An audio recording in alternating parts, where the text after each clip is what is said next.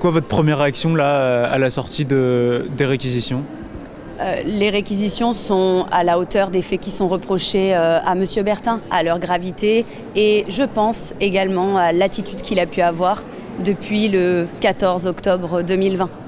Quelle est la réaction de la famille ? Est-ce qu'ils vivent ça comme un... On sait que c'est pas le verdict, mais c'est comme un soulagement déjà les réquisitions ?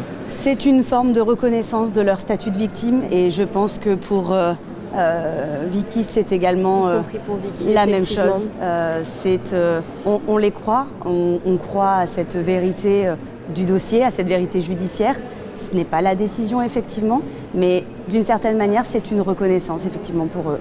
Il y a ces deux procès, enfin il y a ce procès dans le procès comme vous l'évoquiez. Pour votre cliente, le soulagement aussi est de mise ? Tout à fait, sa parole est crue, son courage a été souligné à plusieurs reprises et cela est extrêmement important pour cette victime qui a eu du mal à prendre sa place dans ce procès puisque son intérêt résidait en celui de Victorine Dartois. Une peine de sûreté de 25 ans, il passera au minimum 25 ans en prison, vous y attendiez ? Ce sont uniquement les réquisitions et nous pouvons qu'espérer que ces réquisitions soient suivies par la Cour demain dans le cadre de son délibéré. Mais néanmoins, effectivement, si cette peine de sûreté est effectivement prononcée, ça serait une bonne chose et une garantie que la dangerosité de cet individu ne sera plus réintégrée au sein de la société. Est-ce qu'il y a quand même des regrets, des frustrations de vos clientes ? Évidemment. On a des frustrations parce que, comme j'ai pu l'indiquer dans mes propos ce matin, la vérité judiciaire, vous l'avez compris, on l'a. Les réponses, on les a obtenues, des réponses qu'on aurait préféré ne pas avoir.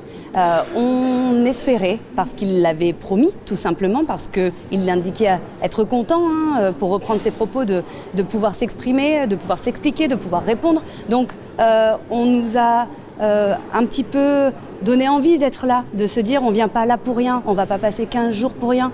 Et finalement, on n'a absolument aucune vérité qui est ressortie. Monsieur Bertin a même donné des déclarations encore plus divergentes. On ne sait plus finalement quelle version croire.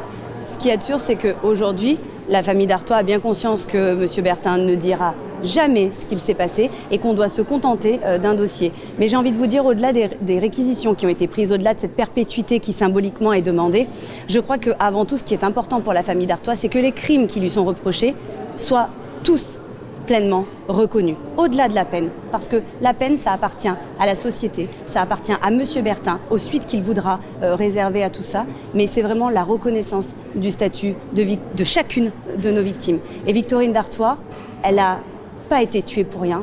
Il avait vraiment cette intention-là de la violer. Il n'y est pas parvenu parce qu'elle a résisté. Ça, j'insiste parce que c'est important. Et elle en a payé le prix de sa vie. Donc une acceptation des zones d'ombre pour la famille aujourd'hui, elle accepte qu'elle restera avec ces zones. Exactement, que l'on fasse avec un monsieur Bertin qui n'accepte pas cette image de lui, cette image de violeur, de prédateur. Grand bien lui fasse. On a tous bien compris ce qu'il en était. Je reciterai Isaac quand il a été entendu. L'étiquette, il l'a sur son front. Ça nous suffit.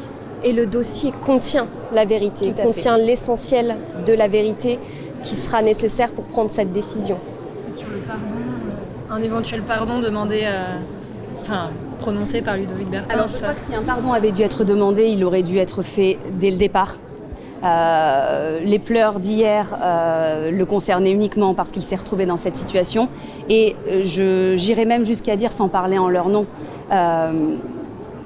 qu'il est préférable pour monsieur Bertin, finalement, qu'il ne s'excuse pas parce qu'on ne peut pas les entendre, on ne peut pas les accepter. Et pour des personnes croyantes comme le sont la famille Dartois, il les prive de ce chemin du pardon, mais ce chemin, ils ne l'emprunteront jamais. Merci.